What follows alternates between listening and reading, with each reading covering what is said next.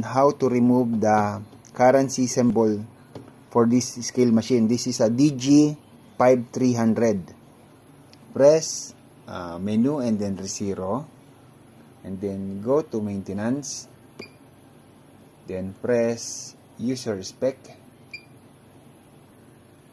press label, then you see there's the currency symbol. Press it, and then just simply turn off this currency symbol. Just press this arrow again, arrow, and then press no. That's it. Then save. Progress. Now we're done. Press menu, and then menu. Okay, and then go to registration. Then that's it.